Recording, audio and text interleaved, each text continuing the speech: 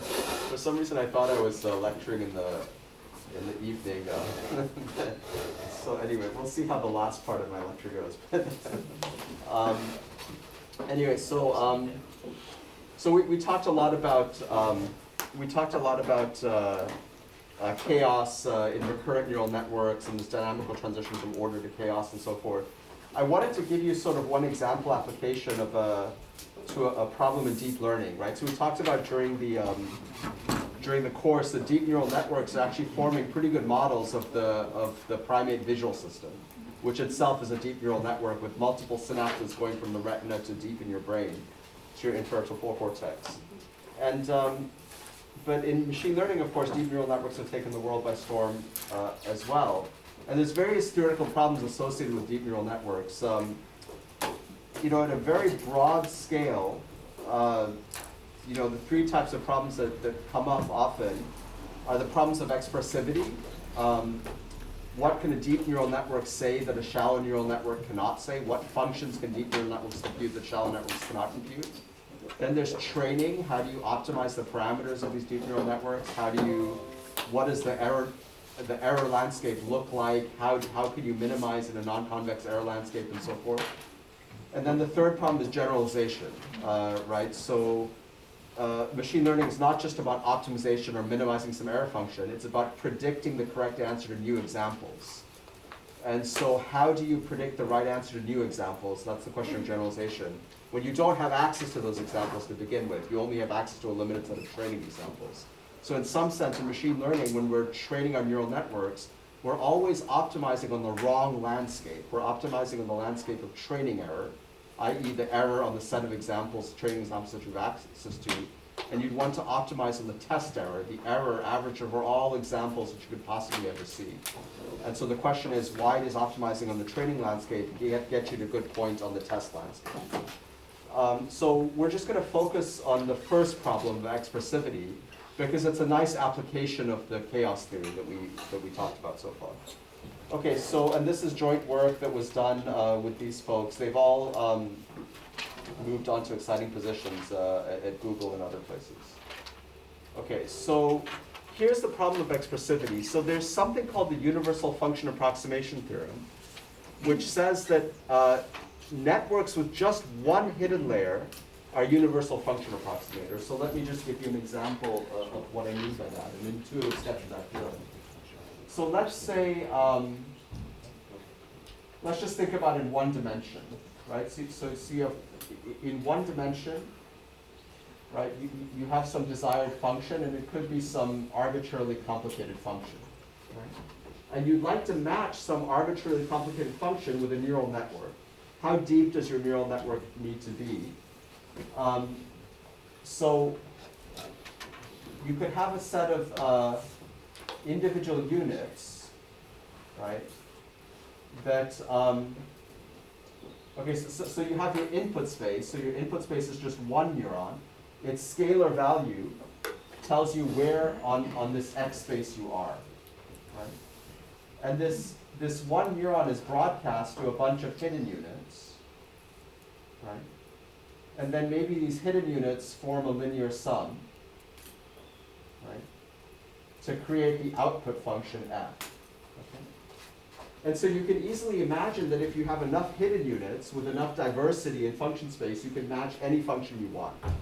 So a classic hidden unit, so what do these individual functions look like? A classic hidden unit might look like a ReLU function. So maybe you should write that bigger for the one. Oh, sorry, yeah. That's a good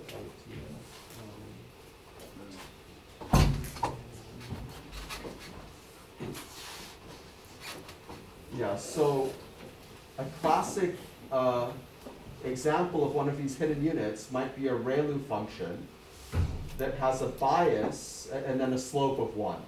Right? So it's just flat here. It has some bias or threshold, and then it goes up at a slope of 1. Right?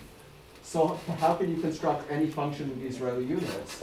Well, if you have a set of ReLU units, so if you have one with one bias here, another with another bias here, another with another bias here, and so on, right? you can take linear combinations with plus or minus weights and find a set of linear combinations that would match to some accuracy this arbitrary function. And you'll get to higher and higher accuracy if you use more and more units. Right? So it's just a basis function for arbitrary functions. Right? So in essence, and you can make this more rigorous, basically there are various constants that tell you, depending on how smooth my function is, I'll need so many hidden units to approximate that function. So the question then is, why do we need deep neural networks of multiple layers? Okay. So the critical issue that arises is the issue of expressivity, which is that there are some functions that can be efficiently represented by a deep neural network, but not by a shallow neural network. In the sense that if you're trying to learn a function from d-dimensional space to the scalars, there might exist some functions where if you were to try to mimic it with a shallow network, you need a number of neurons that's exponential in the dimension. Right? So that's an unreasonably sized neural network, and it's unclear how you train such large neural networks to approximate the function to begin with. But on the other hand, if you use a deep neural network, you can do it in a number of neurons that's polynomial in the input dimension. So that's the content of this, this idea. So the basic idea is, so why do we need depth? Well, the universal function approximation theorems yield no guarantees on the size of the hidden layer needed to approximate a function well. Oh yeah, and I said it here. There might exist certain special functions that can be computed efficiently using a deep network, but not by a shallow network. Okay? And this idea has roots in intellectual traditions in Boolean circuit theory, where if you're trying to compute Boolean functions or logical functions, right? So sort of functions from binary inputs to binary outputs, there exist certain functions that are like that, like the parity function, that just computes is the number of bits in your input that are 1, odd or even. That's the parity function.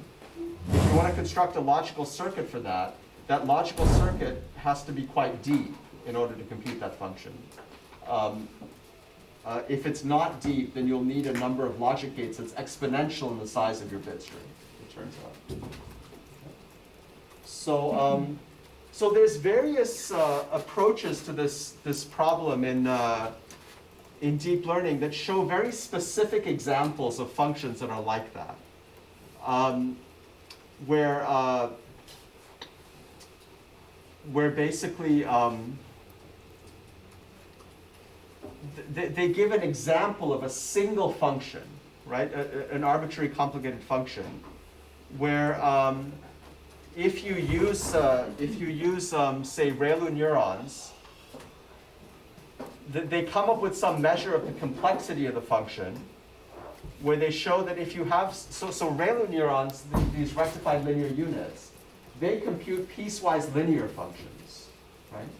So a natural measure of complexity might be the number of linear regions in the piecewise linear function you're trying to compute. Okay.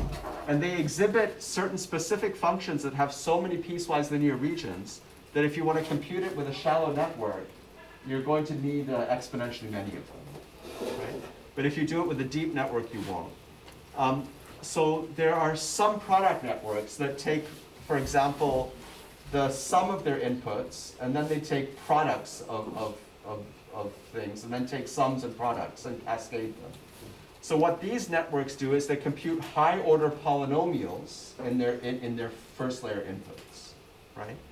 And so then a natural measure of complexity of these high-order polynomials is the number of monomials, the individual products that happen when you expand the sum of products. And they show there are examples where specific polynomials that have like exponentially many monomials in them. So if you were to do it with a single layer of some product, you need exponentially many units. But if you do it in a deep network, you don't. They even used ideas from algebraic topology and so forth.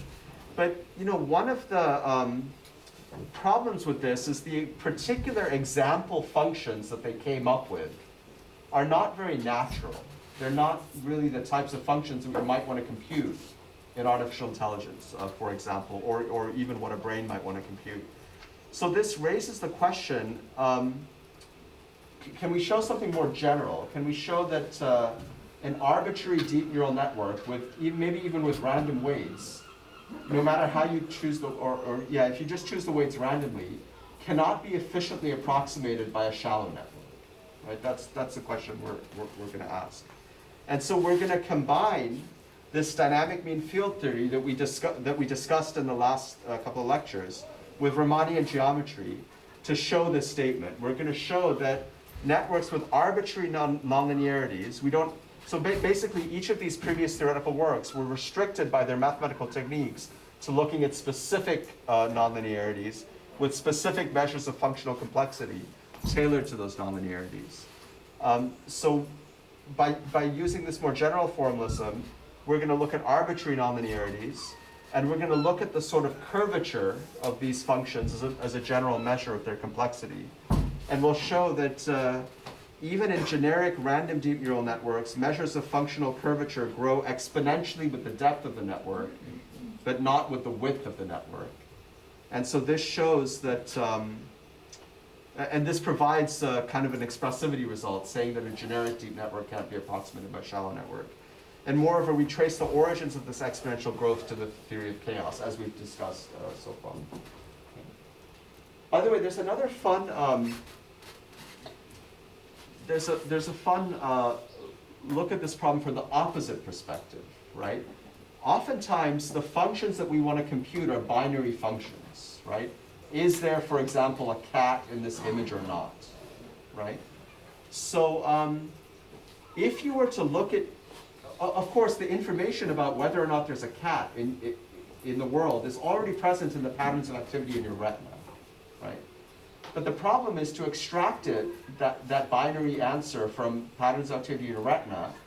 What you would need to do is you would need to apply a very nonlinear function with a very nonlinear decision boundary. So for example, early on in your visual system, right, the manifold of neural activity patterns that correspond to a cat versus the manifold of neural activity patterns that correspond to some other category like a dog or something like that may be highly intertwined in the n-dimensional space of neural activity patterns, either in your retina or in your primary visual cortex. But what's thought to be a primary function of your what's called your ventral visual stream, your sequence of brain regions from primary visual cortex to secondary visual cortex to V4 to inferred temporal cortex that we talked about briefly, where those Jennifer Aniston neurons are.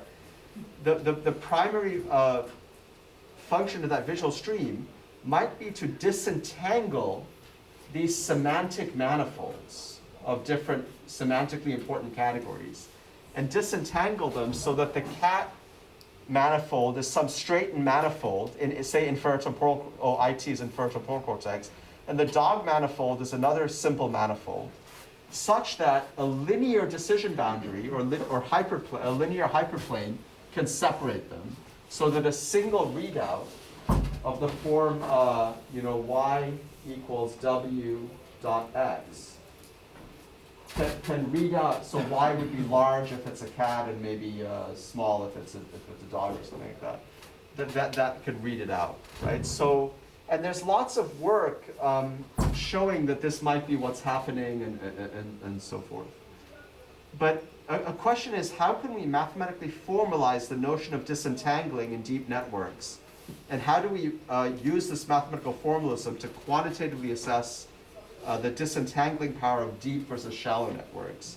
And what we'll show is that deep networks can disentangle manifolds whose curvature grows exponentially with depth.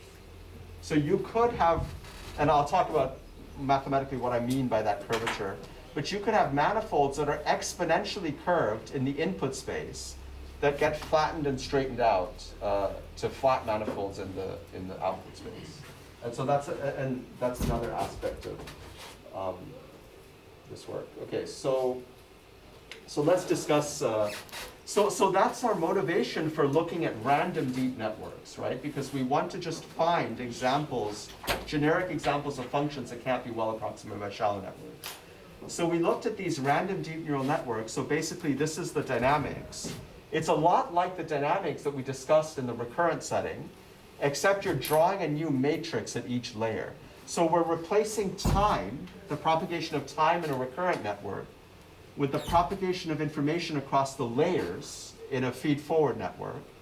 So, so time is replaced with layer index, right?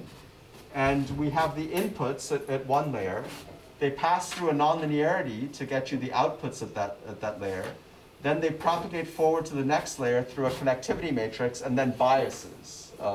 That's these same biases that shift the neurons over, right? So, and we're going to assume that the weights are drawn IID from a Gaussian distribution with a variance sigma squared W divided by the number of neurons in the previous layer. And the biases are drawn from a Gaussian with variance sigma squared B. The scaling of 1 over n is so that the inputs to the neuron, so that this term and this term are the same order of magnitude, so that the weights and biases compete on an equal footing to drive signal propagation through the network. Okay. And also this 1 over n scaling yields a well-defined infinite width limit, where both these terms are order 1 as the width goes to infinity. Okay. So to connect to the notation of the previous lectures, the variance of the weights is like the gain, right? And the biases behave like noise coming into the system. So this is, the variance of the biases is like the sigma from the previous lectures. So this is the gain and this is the sigma. And actually this talk will be super easy because we already talked about all of the theory. Okay, so the questions we'll ask is, you know, if there's a single pattern that enters the system, when does its length grow or shrink, and how fast does it grow or shrink? Then a pair of points. So if you put in 2 input patterns into the system, do they become more similar or more different, and how fast does that happen? And then a smooth manifold, right? How does its curvature and its volume change over time, right? And this is really sort of the new part. And then we'll also analyze shallow networks and answer these questions as a function of width. Okay? And we'll see a major difference between depth versus width. Yeah. There's no training. Yeah, there's no training. So remember I said there were the 3 types of problems: expressivity, training, and generalization. We're just looking at the expressivity issue. Do there exist generic classes of functions that can't be well approximated by a shallow network? Right. Yeah. So we have other works in training, other works in generalization, and all that, but I won't talk about them today. I mean, we can. Feel free to ask questions. I can tell you what we know. Yeah. Okay.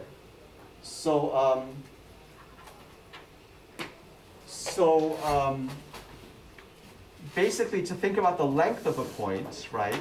If we again define this order parameter, Q sub L is 1 over n sum over I HLI squared, right? That's like the length of a point in this H space, right? And as I derived in the previous lectures, there is a recursion relation for this length, right? So basically, there's a particular length in the previous layer, Q sub L minus 1. Okay. These H sub Li's are Gaussian distributed because this H sub Li is WL times X of L minus 1 plus B. So, and these are Gaussian distributed as sum over many variables, so these should be Gaussian distributed across the index I. So this sum over I becomes an integral over a Gaussian variable with the right standard deviation. And then you propagate that through the nonlinearity. You multiply by the weights, the variance of the weights, and you add in the variance of the biases. And that leads to a certain variance map of if you have some variance in the HIs across the index I in layer L minus 1, what's the variance of the next layer? Right? And so we actually derived this in the last lecture. And that's the variance map. And so so we plotted the variance map for different values of sigma squared W and sigma B. And as I plotted yesterday, it goes up like this, and these are 3 different values of the standard deviation of the weights. And as I increase the standard deviation of the weights, this variance map goes up like this. And there's a fixed point that rises like this. And so if you track the variance of the weights, it rises pretty quickly and gets to its fixed point quite quickly as a function of the layer index. So somebody asked, before, how quickly do things converge? And at least for the length of points, they converge quite quickly, in a few layers, right? So what this tells you is that if you input a random pattern into a deep neural network, its length will rapidly stabilize to a fixed point. Okay. Right. What's more interesting is the and you can plot the fixed point length with the function of the standard deviation, the weights and the biases, and it's monotonically increasing in both. Okay.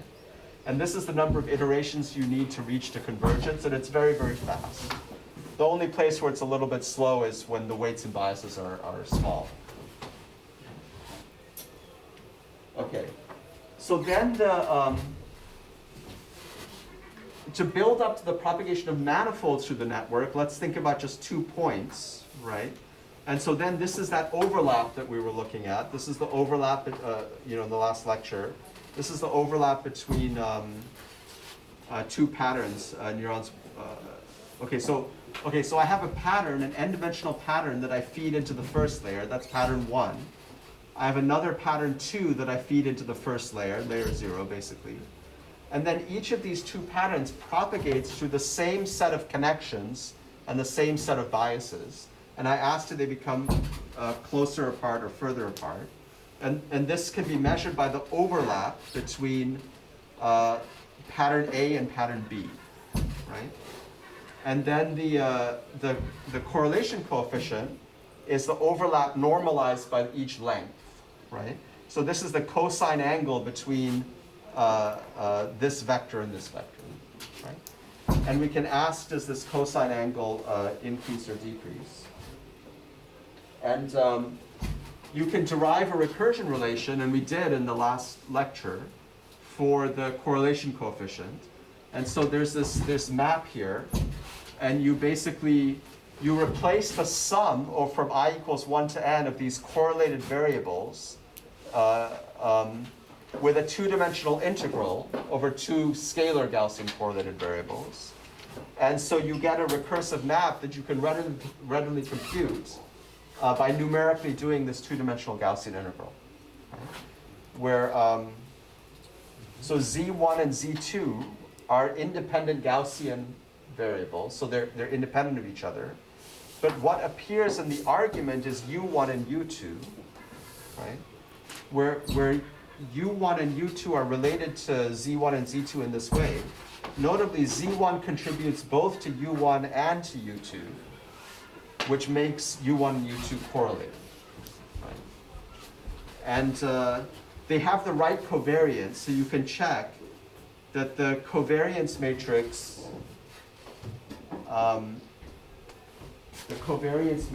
between so U1 and U2, the covariance matrix is, as you'd expect, Q11 L minus 1, Q12 L minus 1, Q12 L minus 1, Q22 L minus 1. Right? So this is the covariance matrix of 2 inputs in the previous layer, and you can propagate them forward to get the covariance matrix of 2 inputs in the next layer. Okay, so, and this was the stuff that I kind of sketched on the board yesterday. You can plot the correlation coefficient map from layer L minus 1 to layer L, right? And it can undergo this phase transition where, for small standard deviations of the weights, it's above the unity line. And so the recursion relation is such that if 2 points are far apart, they'll come closer together, right? But for larger standard deviations, it falls below the unity line. So the recursion relation is such that if you're close together, you'll get driven further apart. And that's what we see here, right? And the solid curves are theory, the dots are numerical experiments, and there's a nice match, and so forth. And so the slope of this at the origin is a measure of the degree of chaos, right? This simplifies to this simple expression here, which roughly measures what's the average slope that you're experiencing, right? If you're experiencing high gain or high slope of your nonlinearity, then chi is bigger than 1, and nearby points spread apart. If it's less than 1, the nearby points come closer together.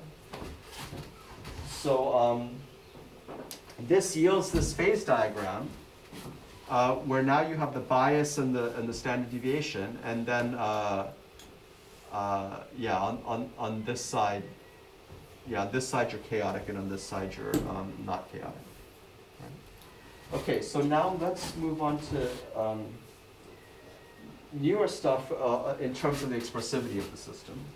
Right, so when did we start? 10:30? 10:35, okay, so we have 12 or so, okay. Right, so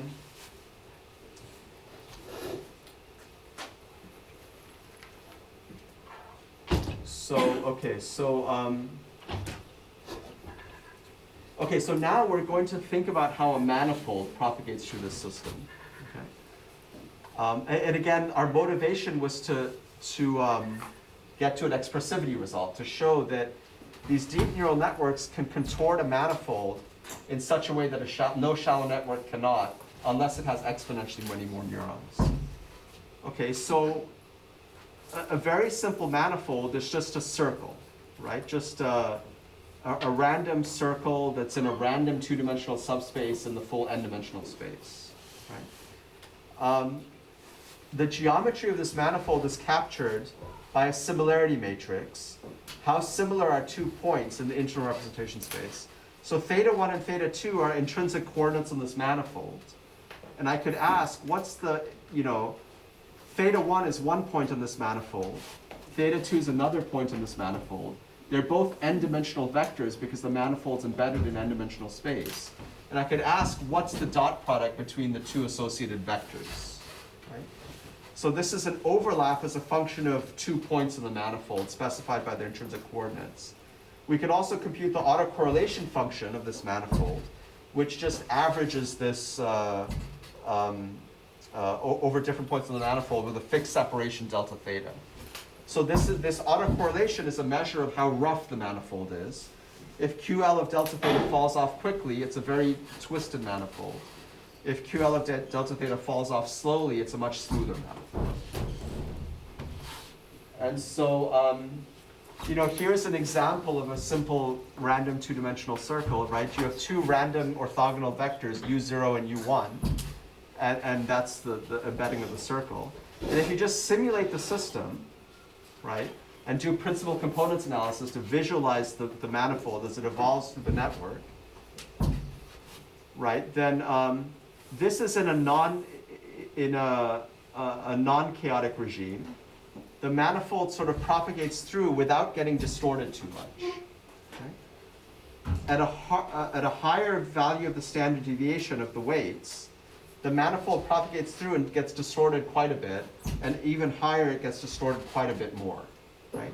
Now intuitively, if you look at what's going on here, it looks like what's happening is that the radius of curvature of this manifold is becoming tighter and tighter, or smaller and smaller, such that maybe the radius of curvature is becoming exponentially small, maybe, right?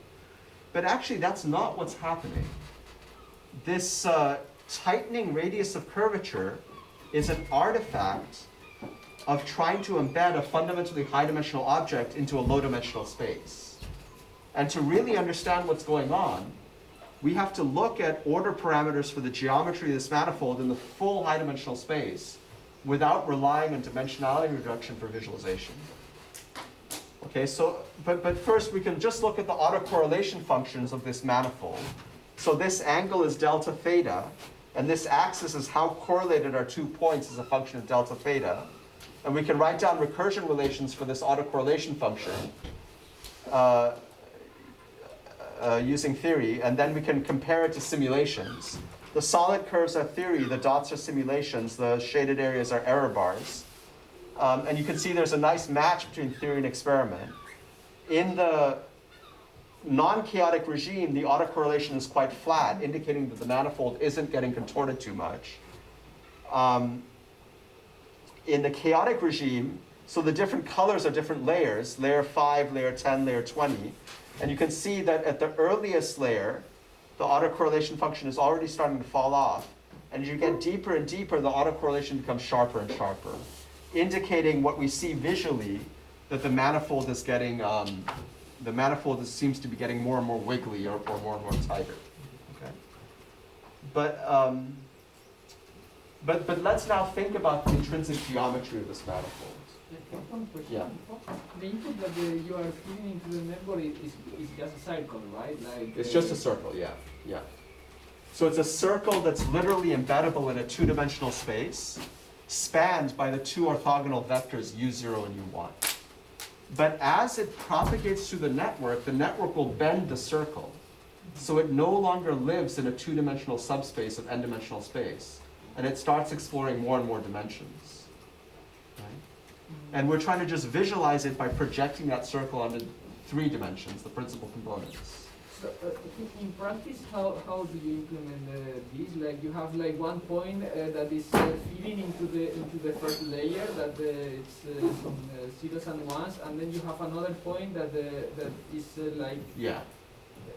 Exactly. Yeah. So in the simulations, we of course discretize the continuous variable theta very, very finely, right? okay. So And then we propagate each of those points independently through the same network. okay, so you discretize the ring and then you put it like in a line. Exactly. Yeah. Yeah. Exactly. And then we plot the family of vectors h of theta, right? So what you're seeing literally is the plot of the family of vectors h of theta, hl of theta for different layers L. Yeah. You know, yeah. Let's. Okay. So here's another visualization. Oh yeah, I sorry. was just wondering, how do standard initializations compare to these different regimes? So like a timing normal or something standard that you would use compared to what you're playing with here in terms of the standard deviation of some of these values. Sorry, I missed the very first part of your So like question. how does like a normal neural network initialization, where does that fall into this regime? Or Oh, very good, yeah. You're right. So I have a two-dimensional parameter space of initializations, right? The standard deviation of the weights and the standard deviation of the biases, right? And what you're asking is, if I were to initialize a neural network so I train it, where's the best place to initialize it, right? It turns out initializing at the edge of chaos is a good place to initialize it, right? Because what will happen is, in the chaotic regime, your gradients will explode. And in the non-chaotic regime, your gradients will vanish. And so to avoid the vanishing gradient explosion or the gradient explosion or vanishing problem, a good place to initialize it is on the edge of chaos. And the best place is actually near the origin here. And we had a second paper where we were looking at the benefits of initializing at the edge of chaos. And then you can show that your generalization error is actually minimal if you initialize at the edge of chaos. and so like if I go to PyTorch and put in timing normal, is that where the blue dot is, or where would that fall? Like something. Oh, the climbing initialization? For instance. Yeah. They're all close to the edge of chaos, essentially. Okay. Yeah. And those are kind of accidentally discovered to be good, or were They used heuristic information to estimate a point where gradients would neither vanish nor explode, right? Okay. And then what this does is it provides a very general theory for arbitrary nonlinearities to locate that edge of chaos. And so we can apply our theory to post hoc derive those initializations. Exactly. So it explains post hoc the initializations that were used in practice. And then for the curves, like, is the top one that you were showing, like, so like a standard initialization would keep that curve steady when you. Oh, I see. Yeah, good point. So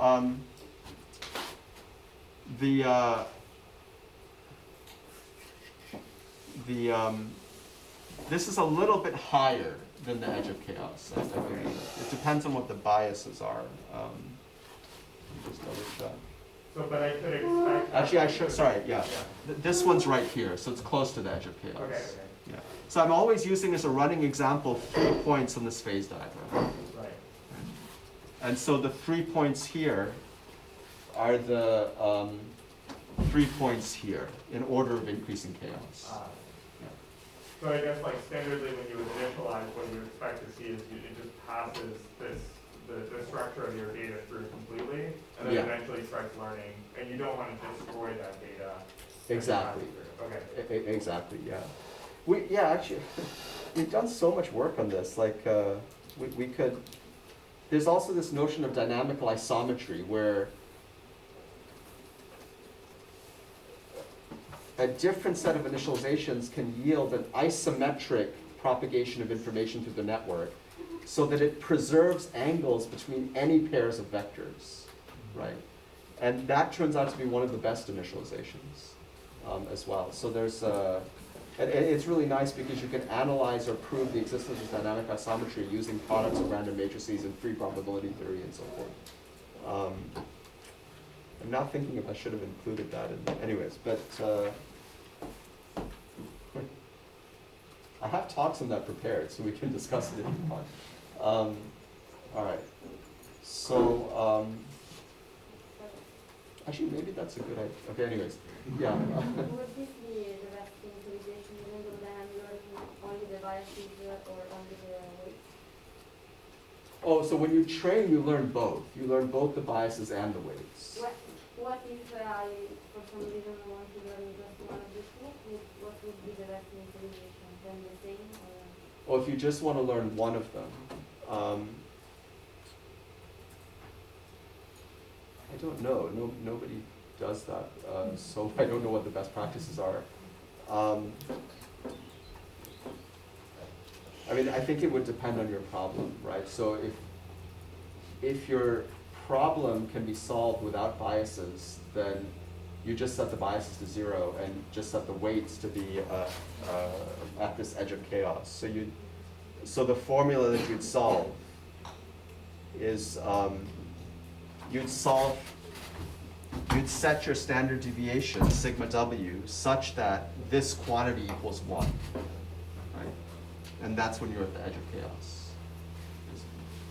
So that'll give you a prescription for choosing sigma squared w if your bias is at 0, essentially. But in general, it's not a good idea to have all biases 0 because then you lose some flexibility in the set of functions that you can explore, basically. Yeah? Just coming back to what I was just saying. So this tells you something at initialization. Right. But once you start playing Yeah. all the weights and your bias will change. Yes. And so what happens, I mean, I'm not completely sure I understand. You can initialize at the edge of Gauss and you know that maybe that's a good start. Yeah. But presumably the training might bring you far from that. Yeah. And also anyway. Yeah. You know, the random pieces that they said probably know it. Right. So what then? I mean, what do we learn? Okay, yeah. Yeah, so all of the results that show that initializing near the edge of chaos yield a benefit are all empirical results, right? So you can, for example, plot things like some parameter that tells you how far away you are from the edge of chaos, where maybe 1 means you're at the edge of chaos. And you can plot the test error, right? And oftentimes we see a minimum in the test error at or close to the edge of chaos, right? And the basic intuition, now there's no proof that that's, I'm not aware of a proof that says that you'll get a minimum there, but the intuition is that if you're on this side of the edge of chaos, the functions that you're initializing are so contorted and wiggly, right, that you're going to have to tamp down all the wiggles in the function, all the curvature parts of the function. And if you don't have enough data, wiggles that are present at initialization will not get killed by matching the data, and that will hurt your test error, right? That's the intuition for why you don't do well on this side of the edge of chaos.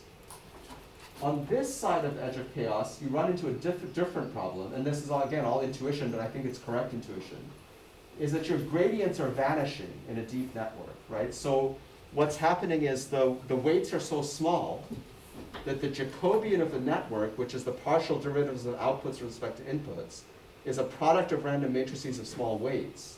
And so that Jacobian will vanish, and you'll run into optimization difficulties, right? So in some sense, if you have an uninformative initialization that doesn't use the data, the best you can do is really be at the edge of chaos. You can't do much better because you're not using the data to initialize. And then that's the only situation in which you can hope to do well. Now, of course, the data, in some sense, you want the data to move you away from this kind of uninformative initialization, because you want the data to tell you which dimensions in input space to ignore and which dimensions in input space to pay attention to, right? And you want to do that in a data-dependent way. Now, when deep learning started, there's this procedure called greedy layer-wise training, where you might initialize your network using a shallow network and then freeze it and then build another layer and so on. It turns out that's also a good way to initialize, and that also gets you a well-conditioned initialization. So I don't know if that doesn't fully answer your question, of course, but that's the state of our knowledge at the moment. Would there be a way to think about this as saying that this is prior to the initial function, so that's always quantified? Yeah, so I think that might be one way to think about it. It's a good prior over so we know that the prior that you get from large random weights is so complicated and so, for lack of a better term, wiggly, right, that it's probably not close to the final thing you want to compute, right? And so, whereas here, it's basically a linear function, right? Because you're not exploring the nonlinearities. I mean, for a tan H, it's a linear function. That might be one way to think about it as well. But I don't think it's like, still the functions implemented by random neural networks are so far from the trained neural networks that I'm not sure this notion of a prior is a useful notion as much. Okay, yeah? If like batch normalization kind of forcing the network to work a bit details. Yeah, so batch normalization is a heuristic to get around this ill conditioning problem. Yeah, that's another heuristic. That leads to different issues involving strong batch-to-batch correlations and so forth. And so there's other methods for normalizing the propagation through the system, like layer normalization and so forth. So these issues of like how do you explicitly normalize the propagation of error signals through deep networks is explored in many, many different ways.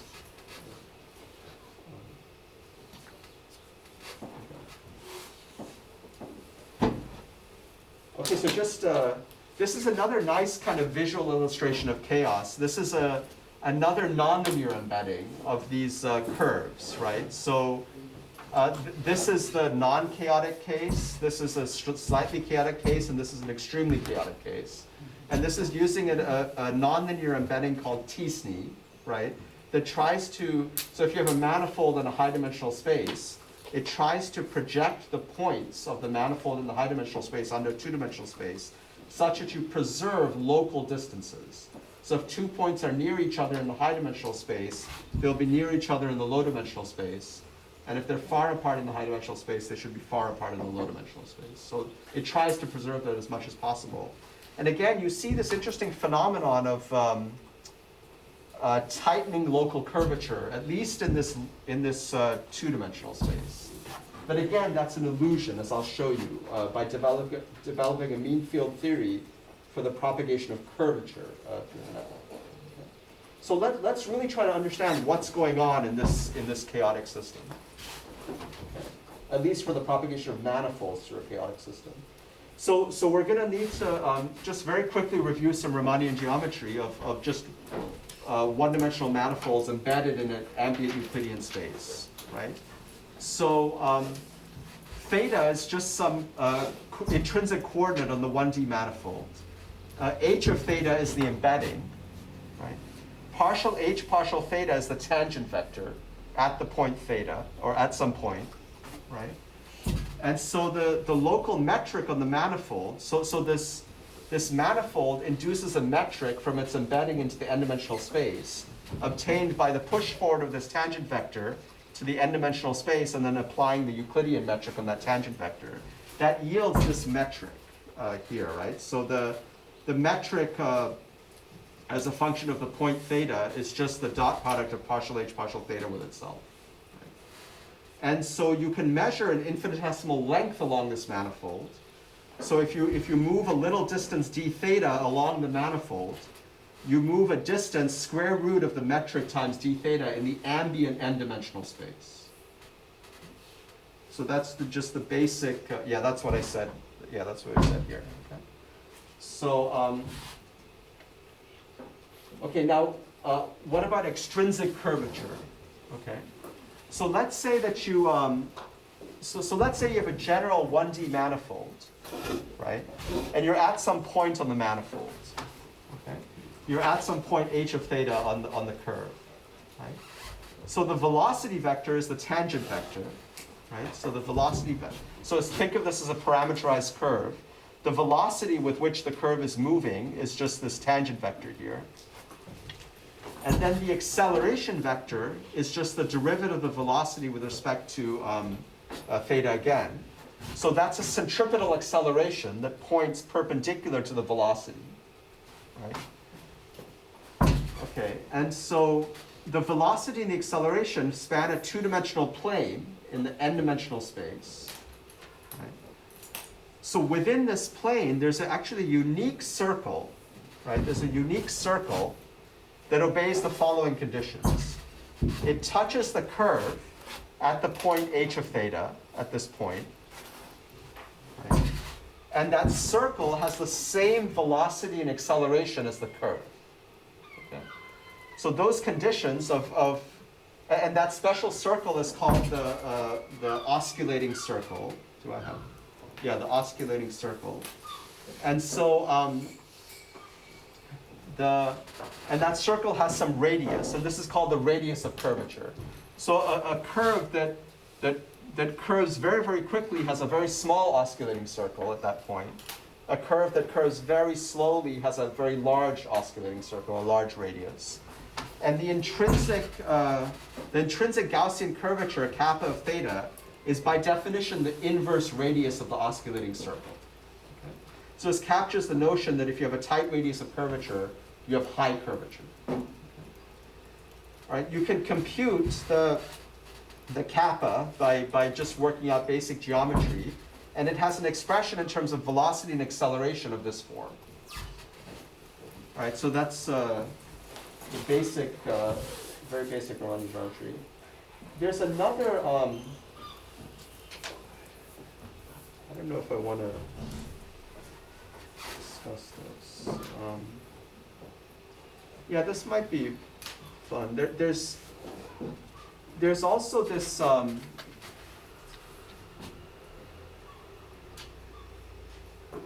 don't know if it's worth going in. Okay, let's, there might be this notion of like, how many times does the curve change directions that you'd want to capture as well, right? And so one way to think about that is this Gauss map from the curve to the Grassmannian of one-dimensional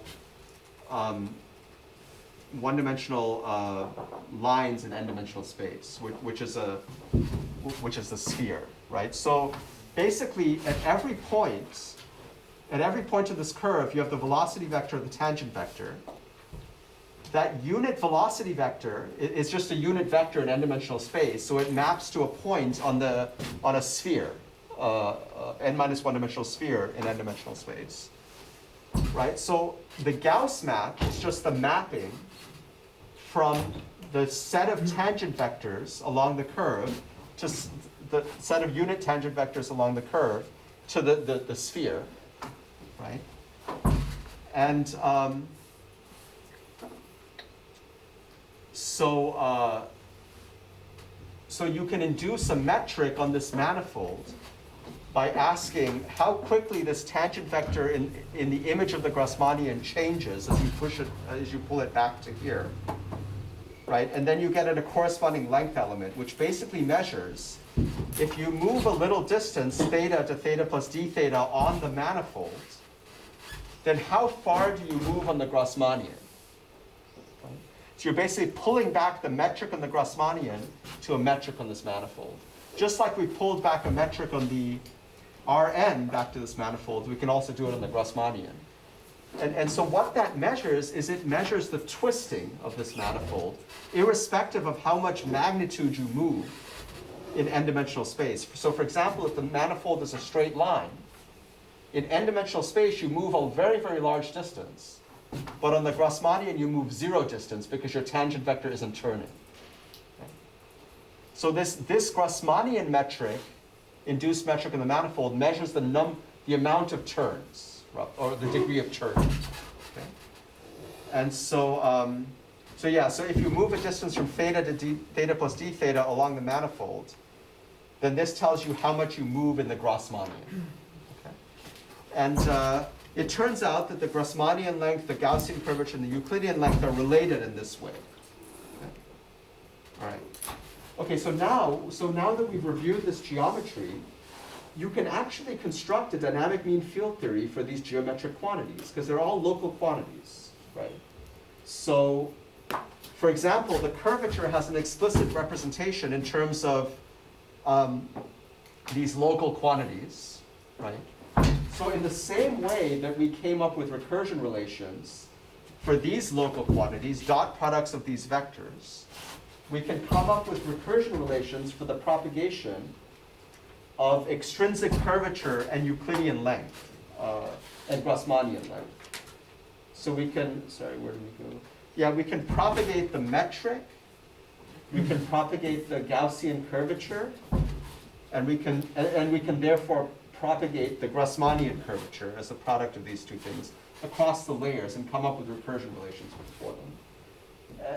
And so the final answer is kind of interesting, and just to warm you up to that final answer, let's imagine what these quantities would look like if you just propagated it through a simple linear map, right? That's just an overall scaling, right? Even a conformal map, right? So let's imagine what happens to just this very simple circle, right? You can compute the metric. The metric is related to the, is related to the squared radius, right? So basically, the square root of NQ is like the radius of the circle, right? If I increase the radius, then the metric will get bigger. So the metric is like is proportional to the squared radius. The curvature is 1 over the radius, right? So it's 1 over square root of NQ. Okay, and then the Grassmannian length is just 1, because as you move around a circle, you go around the Grassmannian 1 time, and so roughly the total degree of turning is just 1. All right. So now what would happen if what would happen to this circle under a very simple isotropic linear expansion via multiplicative stretch factor chi, right? So I'm just going to take a circle and expand it.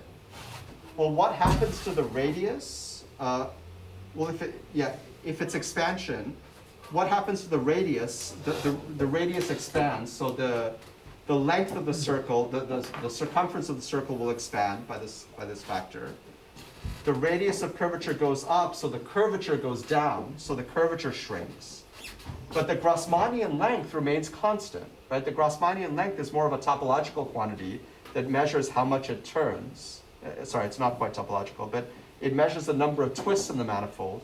And if I scale up the manifold isotropically, it doesn't twist any more than it did if it were smaller. But the length does go up and the curvature does go down. All right, so what happens in a deep neural network is very, very different from the simple linear isotropic expansion. This is the dynamic mean field theory for the propagation of curvature through the system. Okay. So what happens is, well, first of all, the metric, it just gets multiplied by chi1. This is that same chi1 that determined the order chaos transition, right? And it's measuring the average slope of the nonlinearity. The curvature depends not only on chi1, but also this other quantity, chi2, which measures the second derivative of the nonlinearity, right? So it's the average second derivative of the nonlinearity. And so what happens in the propagation of curvature is the following. Any curvature that was present in layer L minus 1, right, will get attenuated by the stretch factor. So if I'm in the chaotic regime, that means I'm locally expanding everything. So if I'm locally expanding everything, I'm attenuating any curvature that was present before. Right? Remember, expansion always attenuates curvature because it increases radius and curvature is 1 over radius. However, if the nonlinearity itself has curvature, then it adds curvature back in to the system, right? So you have this addition of curvature here. So in the chaotic regime where chi1 is bigger than 1, this system acts like a leaky integrator of curvature. It forgets some curvature in the previous layer, but it adds in new curvature through the propagation through a curved nonlinearity. So this forgetting addition leads to actually a stable fixed point, right? So what happens is this curvature will stabilize as L goes to infinity to a fixed number that depends only on chi1 and chi2, which in turn depend only on the variance of the weights and the biases. So that tightening radius of curvature that we were seeing in these visualizations, right, from a large radius of curvature here to a smaller radius to an even smaller radius, is not true. It's an illusion. It's an artifact of trying to visualize a fundamentally high-dimensional object in a low-dimensional space. What's actually happening, is that the radius of curvature in the chaotic state is stabilizing. The length, but the length is also growing exponentially, right? Because the length is just chi1, right? So the overall distance as you go around the circle is growing exponentially, which then means that the Grassmannian length is growing exponentially, right? But what's actually happening is that this chaotic dynamics is taking the circle, it's stretching it, then folding it, stretching it and then folding it, stretching it and folding it. So then what's happening is the length of the circle is growing exponentially, the radius of curvature is stabilizing, the number of twists and turns as measured by the Grassmannian length is growing exponentially. So it's a very interesting kind of weird map. In the contractive case, what's happening is in the contractive case, something very different is happening. The length is shrinking exponentially, the radius of curvature is growing exponentially, but the Grassmannian length is constant because you're just literally taking a circle and shrinking it and not making it twist more. So we can check our theory against experiment. Okay. So this is the curvature. The black lines are our theory from the dynamic mean field theory for the propagation of curvature. The dots are numerical experiments on actual deep networks of not that wide, like 100 or so neurons wide. And there's a nice match between theory and experiment. And what we see is that in the ordered case, or non-chaotic case, everything's shrinking, so the Gaussian curvature explodes exponentially. But in the chaotic case, the Gaussian curvature stabilizes as predicted to a constant value. But the length grows exponentially, and the Grassmannian length grows exponentially, as predicted by theory. This is actually an honest case where the theory predicted the phenomenon, because we didn't actually know what was going to happen. And so we had the theory curves before we did the experiments. It's a fun story. Ben Poole, the graduate student, and I, Ben's a computer scientist, and of course I'm a physicist. He didn't believe any of my physics math, right? He's like, there's no way this is going to work out. But I said, look, why don't you do the simulations? And we were like literally there the night before, like, before the submission deadline, trying to match theory and experiment, and luckily they matched. But it was really nice, because I told a disbelieving computer science student, do the simulation and plot my theory on top of it, and I should see a match. And I think the computer science student developed a respect for physics after that. I don't know how long-lived it was, but anyways. But anyway, it's a fantastic graduate student who's now doing really, really well at Google. Okay, so now why did we work this hard, right, to understand the geometry of this propagation through the system? Again, our goal was an expressivity result, which is of the following form. So we also proved a theorem about shallow networks. And I'll just state the theorem, the full theorem's here, but I'll state it informally. Okay? So we now understand what happens when a simple manifold propagates through a deep network. Right? Can we understand the bounds of what is achievable if a simple manifold just propagates through one layer of weights? Okay? And so what we showed is that if you take this simple manifold and you propagate it through one layer of weights, we proved a worst case result where it doesn't matter what choice of weights you pick, right? No matter what choice of weights you pick, we can prove an upper bound on the embedded length of the manifold in the second layer. And that upper bound grows just as the square root of width. Right? So it doesn't matter what weights you choose, you cannot expand the manifold more than the square root of the width. Okay? This theorem isn't that hard to prove, but there's some corner cases you have to worry about and stuff, because you have to show that you can't do this no matter what choice of weights you choose. Okay? So then we have our expressivity result, right? What we show is that in a random neural network, due to chaos, both the length and the Grassmannian length grow exponentially with depth. But those quantities in the shallow network grow as the square root of width. So that automatically tells you that no shallow network can achieve the types of complex functions implemented by a deep random network unless the shallow network has exponentially many more neurons than the deep network. So that's the basic result. Let's see. Okay, so I wanted to go back to this notion of decision boundaries and disentangling, because this is a powerful idea that's captured the imagination of both neuroscientists and AI people alike. This idea that deep neural networks can disentangle decision boundaries, right? So, so we looked into this as well in this paper. So we asked, here's a, okay, so you have a deep neural network, and in the final layer, let's say you have a linear decision boundary. So you have a function that's computing the dot product of beta, the normal vector of the decision boundary, with the activity in layer D minus some bias. So basically,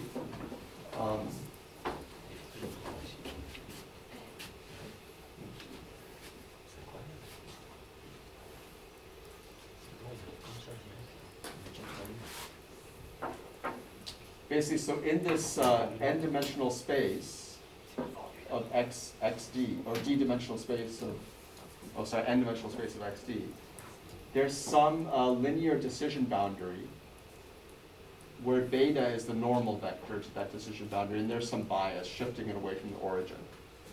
Okay, so we can ask,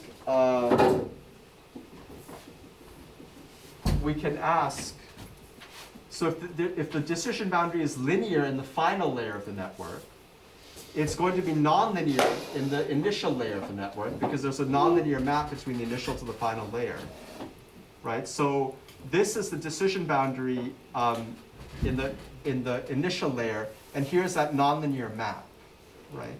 So a linear hyperplane in the final layer gets pulled back to some curved decision boundary in the initial layer, and we ask just how curved is that decision boundary, even for a random neural network. And so you can define these, so now you have a codimension 1 manifold in n-dimensional space. So understanding manifolds of either low dimension or low codimension are relatively easy. So if you have a codimension 1 manifold, the curvatures can be defined as follows. That manifold is defined as the zero locus of some function, g of x equals 0, right? And so that, yeah, this function g of x equals 0. So the gradient of g is perpendicular to the manifold at a certain point. So the tangent plane is the tangent plane that's perpendicular to the gradient. And this tangent plane, you can locally approximate this function by some quadratic function away from this tangent plane. And the n-1 radii of curvatures are roughly related to the eigenvalues of this locally quadratic approximation. So in particular, the n-1 radii of curvatures are the eigenvalues of this particular operator, where P is a projection matrix onto the tangent space, and this is the Hessian of the function G that defines the surface. Okay, so P is that projection operator. And so again, we can propagate through the eigenvalues and see what we get. And what we find is that the eigenvalues grow exponentially with depth. So what this is saying is that the pre-image of decision boundaries in the final layer that are simple linear hyperplanes are exponentially curved in the initial layer. Okay, so basically,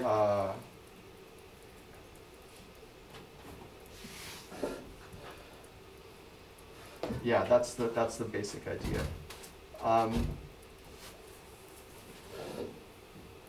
Let's see. So yeah, so this is this. Yeah, so this is the curvature in the final layer. So here it's a linear hyperplane, so there's very little curvature in the final layer.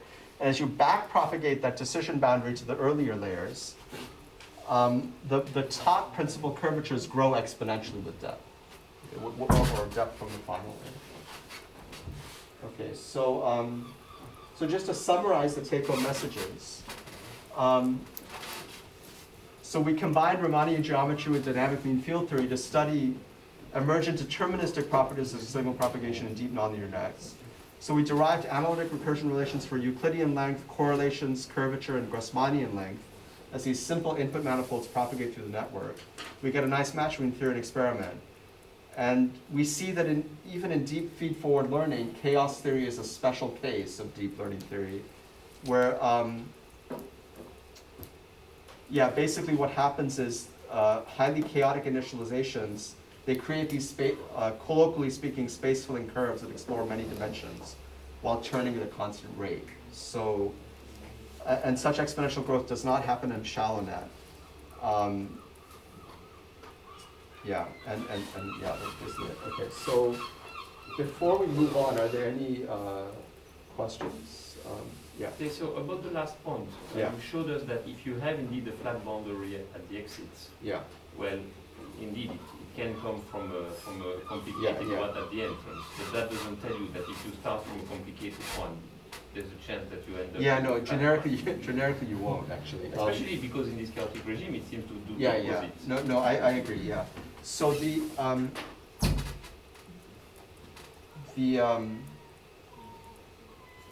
for a randomly initialized network, the decision boundaries that are curved in the input that map to flat manifolds are very, very special decision boundaries, and they'll be very hard to find.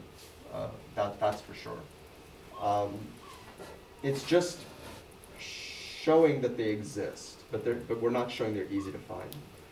in reality, you want the data to tell you what the decision boundary is. And so then it's an issue of how does information propagate from the data to the decision boundary through training. And that's a major unsolved problem. Part of the reason is because we don't have good mathematical models of the data in deep learning theory. If you're looking for something to work on in deep learning theory, I think the biggest impediment is coming up with good mathematical models of the data. Like, what is the question that we're trying to solve in artificial intelligence and neuroscience? Like the question that brains are trying to solve in the real world, right? What is the structure of the data and how does it impact learning? We've started working on that and we're thinking about it. But it's tough to find models of data that don't throw the baby out with the bathwater, in the sense of the models are simple enough that we can understand what's going on, but rich enough that they mimic the structure of real world data. Right? There's that tension there that I don't think as a field we've really come to. Okay, so I have to, so 10, okay, I see, we have till 12, right? No, when do we have till? Like 15? 12:15? No, till 12:05. Oh, 12:05, okay. Yeah, 15 minutes. Okay, so we have 15 minutes, okay. So what I'm gonna do, based on some questions that were asked, I'm gonna pivot to another talk that, let me just find that talk.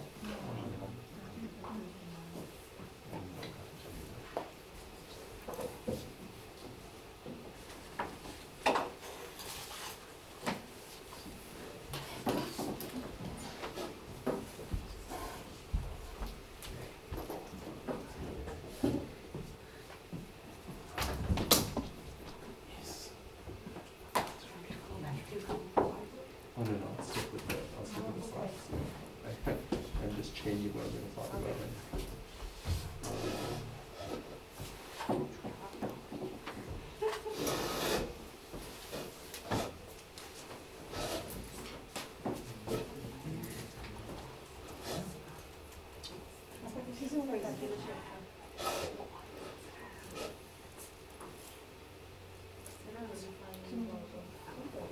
Ah, mais il a débranché le truc, hein, ça ne va pas marcher. Il a son plug.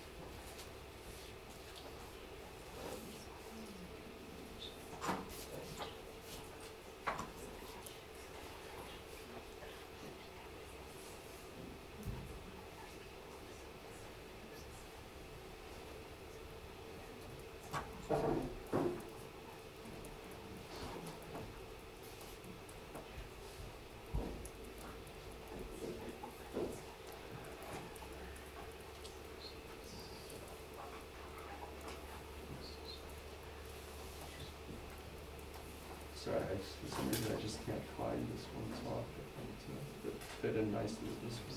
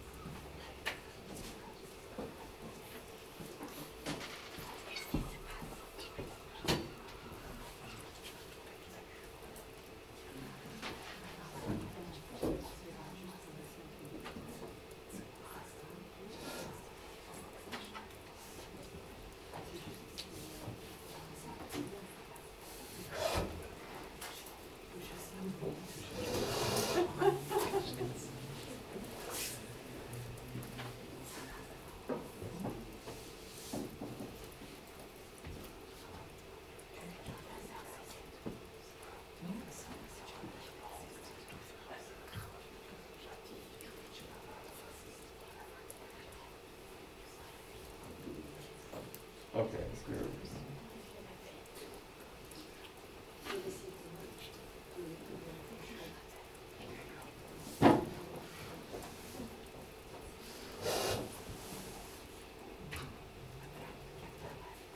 okay, perfect.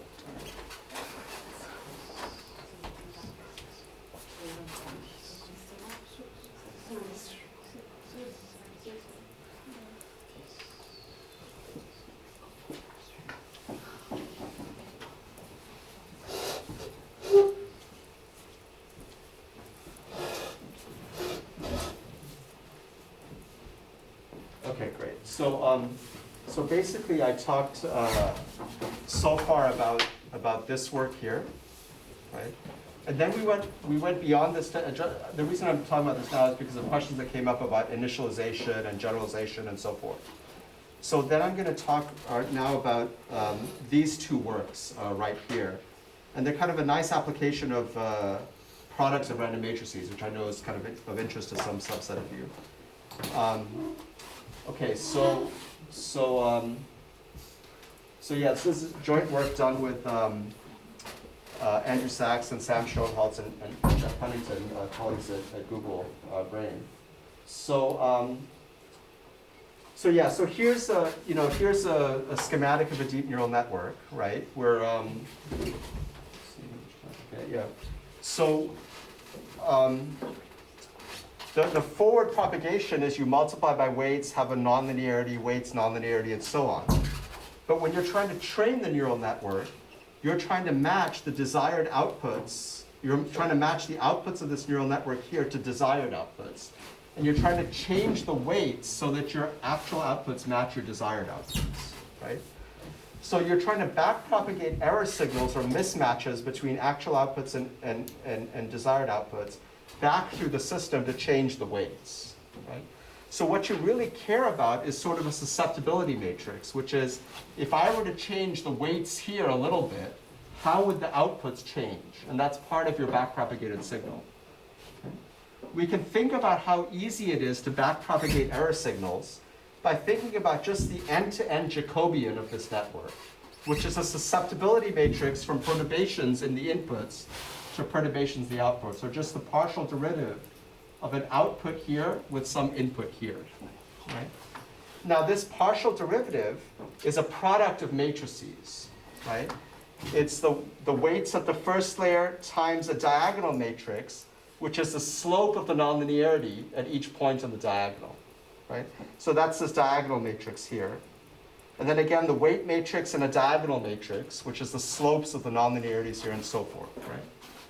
So if you're trying to initialize your neural network randomly, then these are all random matrices, right? You have a random weight matrix here, a random diagonal matrix here, and so forth, right? And to understand signal propagation through the system, you'd like to understand the spectrum, the singular value spectrum of this product of random matrices. And we might want to shape this spectrum towards our will in order to make it as nice as possible. Right? And I'll talk about that. Okay, so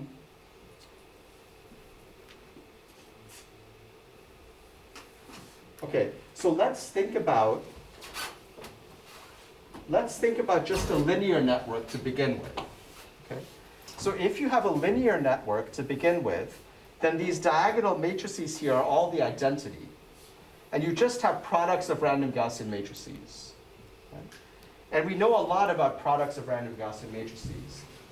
It turns out that with some theory that we did in this paper, we can, it depends. It depends on what the distribution. So if you're a linear network, you don't have to worry about these diagonal matrices. You just have products of random matrices. And we could, for example, choose them to be random Gaussian if we wanted. Or we could choose them to be even better behaved. We could choose them to be random orthogonal matrices, right? And it turns out, with some theory that we did in this paper, we showed that if you initialize them with random orthogonal weights, or random rectangular matrices with all the singular values equal to 1, then learning time and the number of epochs, the number of times you visit each data point, will be independent of depth even if the depth goes to infinity. But if you initialize with random Gaussian weights, then the learning time will grow with depth and doesn't remain constant. So the nature of the initialization can change the amount of time it takes to train the network dramatically. And we actually proved this analytically for deep linear networks. It's not trivial because the learning dynamics of deep linear networks is still nonlinear. Okay?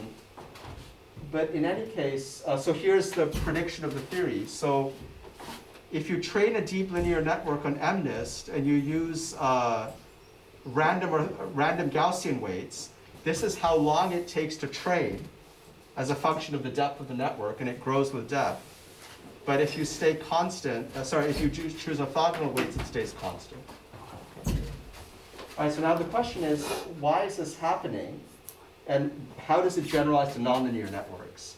So if you think about the initialization, if you choose random Gaussian weights, the end-to-end Jacobian that determines how signals propagate through the network depends on the singular value distribution of the product of random Gaussian matrices. Right? So the singular value distribution of a single random Gaussian matrix, a square matrix, has this famous quarter circle law. Right? But if you take products of 5 random Gaussian matrices, you get this highly anisotropic distribution. Right? There are many singular values that are close to 0, and there's a small tail of singular values that are large. Right? And if you take a product of, say, 100 random matrices, you get this very spread out tail. Now this is for an initialization that's at the edge of chaos, so to speak, where if it's just linear, the edge of chaos is just sigma squared w equals 1. Right? If sigma squared w is bigger than 1, you get an exponential blow up in the singular values. But here I'm tuning sigma squared w to be 1, yet the spectrum of the product of random Gaussian matrices that are well scaled is still highly anisotropic. Right? So what does this mean geometrically for the propagation of error signals? Well, if I think about this Jacobian, right, that's the product from I equals 1 to my depth d of wi, right? If I have a random error vector at the output, it propagates to a, or let's say I have a random perturbation at the input. It propagates to an output that looks like this, or vice versa. A back-propagated error signal, O, would back-propagate to J transpose O in the input, right? And if I think about the length of this signal, right? O transpose O is just E transpose J E. And if O is some random input, if I average over the distribution, random output, if I average over the distribution of O, I basically get something proportional to trace J transpose J, which is equal to the sum of the singular values squared, which if I scale the weight matrices to be order 1, this will be 1. Okay, so if I'm just thinking about do gradients explode or vanish, then all I care about is the sum of my singular values squared, or the second moment of that distribution. And in each case, that singular value, that second moment is 1 here, it's 1 here, and it's 1 here. Okay? But the way that it's 1 is very, very different, right? You might ask for a stronger condition. I don't want to just preserve the length of a random error vector. What I'd like to preserve is I'd like to preserve the length and the angle between every single pair of error vectors, right? So that if I have 2 error vectors, one error vector is telling my weights or inputs to go one way, and another error vector is telling me to go the other way. As I back propagate them through the system, they propagate through an isometry. Okay? So what does it take for the singular value spectrum of J to implement an isometry? Well, basically, it's that every single singular value should be close to 1. if that's the case, then I do have an isometry, or a near isometry.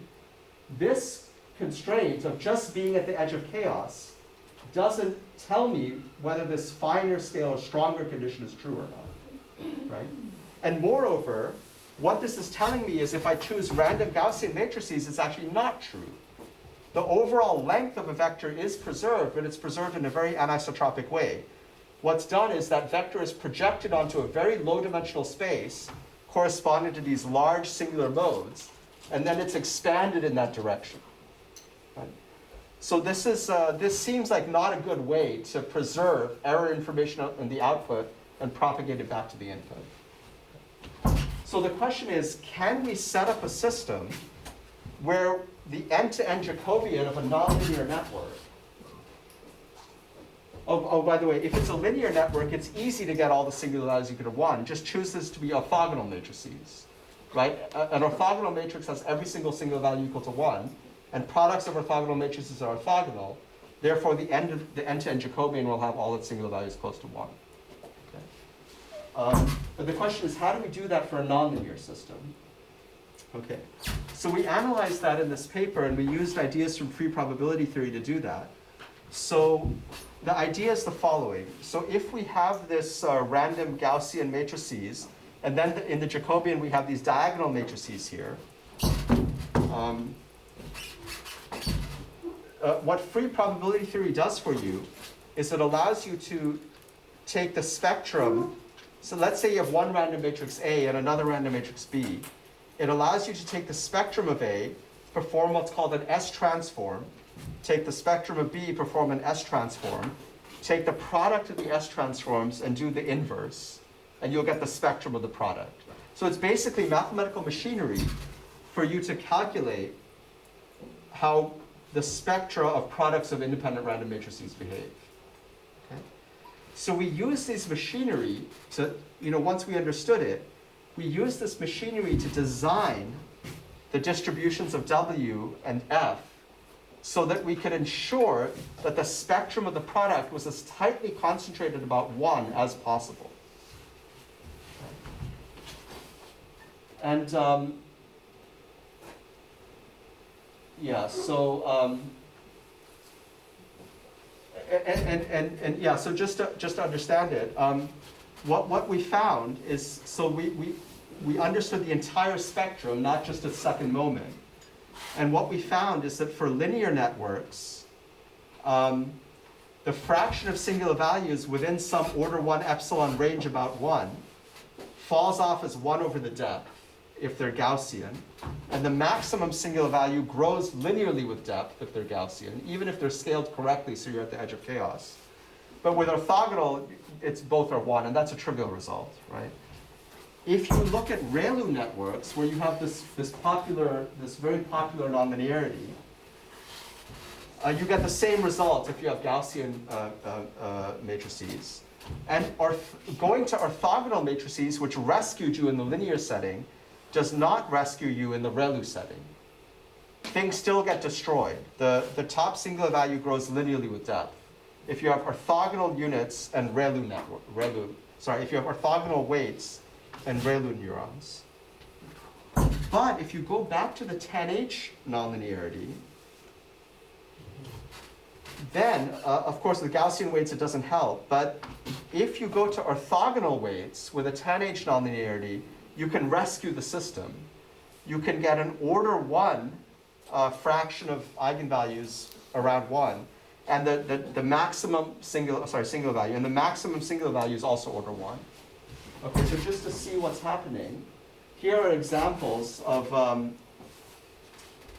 a linear network with Gaussian weights at the critical gain value of 1. And this is the singular value density. Both theory and numerics are on the same plot, and there's a nice match. And you can see that things become more anisotropic as the depth gets larger. For a ReLU network, the same thing happens. As the depth d increases, the tail spreads out over some extent that's order d, and the middle falls off. The density in the middle falls off at a rate of 1 over d. And again, here are theory and numerics for the end-to-end Jacobian of a deep ReLU network. So now we have a nonlinear ReLU network, and we have an analytic theory for the spectrum of the end-to-end Jacobian that matches numerics. Okay.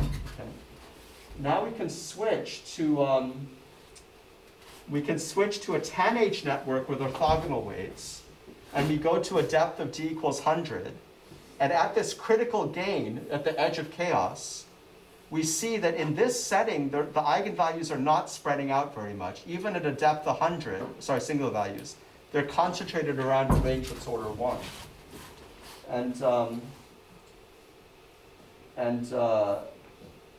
So what we find is these are the spectra for the end-to-end Jacobians for various settings with Gaussian weights and orthogonal weights, ReLU nonlinearity or tanh nonlinearity. And the only case where we get a nice result is the orthogonal weights with a tanh nonlinearity. Okay, so then we can ask, does this actually help us train?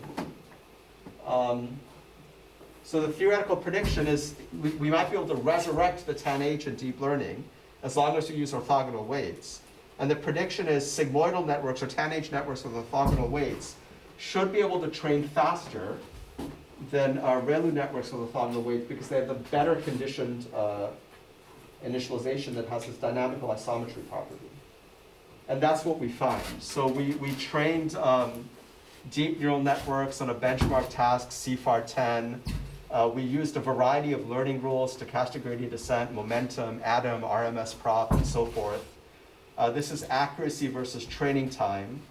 And the network that consistently, the initialization scheme that consistently does well across all these diverse settings is the tanh network with orthogonal weights close to the edge of chaos. So this blue curve is dominating all the other curves, essentially. So you can basically train faster and you can implement these dynamically isometric initial conditions. And that's basically. And we don't have a theory for why this curve is higher than these curves, but we do know that this initialization is dynamically isometric, whereas all these other ones are not. And we suspect that this dynamical isometry at initialization, that it allows faithful propagation of errors while preserving error geometry, it might be the reason, but of course we don't have a proof for that. Excuse me? Yeah. And so, like, how does it change when you go closer to chaos or more away from chaos? Oh yeah, we have another paper called Deep Information Propagation where we, that's this curve, right? So the this is somehow the gain parameter, right? And this is the critical value of 1, and this is your generalization error, right? And you achieve minimal generalization error at this edge of chaos. Because like in some last before, you really look like as soon as you move away, suddenly the distribution gets very, very wide. It was one. Sorry, that's this one, right? Yeah, so this is tanh networks with orthogonal weights where we're comparing edge of chaos to away from chaos at a depth of 100, right? So there's going to be a huge effect. You're going to get your growth in the maximal singular value will be like 1.1 to the 100th power, right? So because I'm not that far from the edge of chaos, it's not so bad. But the further I get, you'll get this exponential growth, right? Which will be very bad for you. And over here, you'll get this exponential growth. The critical point on this slide is that if you're at the edge of chaos, if you have orthogonal weights with tanh units, you don't get the linear growth that you get with Gaussian weights and tanh units or orthogonal weights and ReLU units, right? So there's two issues here. One is you have to have proper overall scaling, so you're at the edge of chaos. But then above and beyond that, there's some other things you have to do to avoid this kind of anisotropy that you get from Gaussian weights, right? Where you get this linear growth with depth of the maximal singular value. I went through that very fast. You asked me to go faster, so I should take that. Okay, but let me take your questions first. Yeah, go ahead.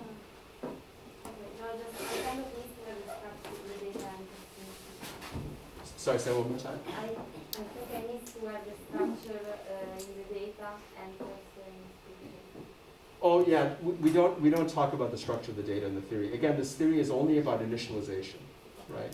So it's an independent, and we see across different Yeah, dimensions. what we see that for multiple tasks actually. So this is only showing C510, but we also see it for multiple tasks.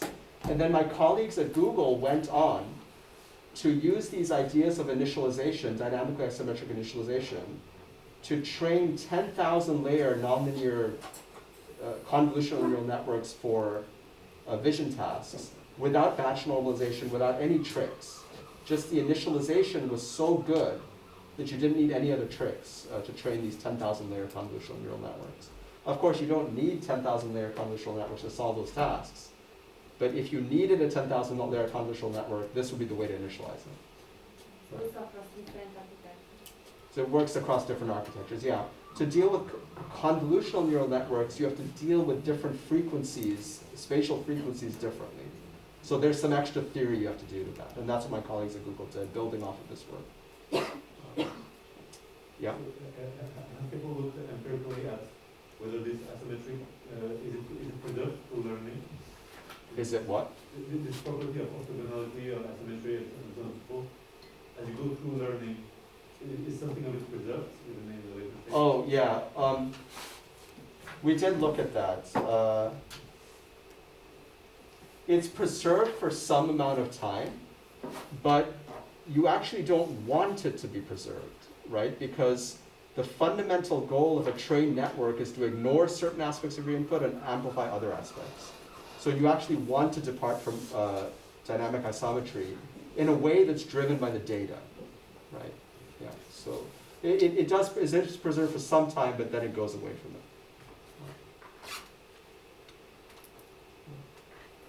Any other questions? Okay, so basically what will happen is in the next lecture, we're going to go back to neuroscience. I just wanted to give you applications of chaos theory to ways to make money, so to speak. Again, you can't make money tomorrow, but like this is part of the, anyways, but we're going to go back to neuroscience, the next two lectures. I'm going to discuss grid cells in one lecture and vision in the next lecture. And we're going to kind of veer off into kind of CS in neuroscience, but we'll use ideas, physical principles to understand the output of this. Okay, thanks. Wait just a moment, I want to ask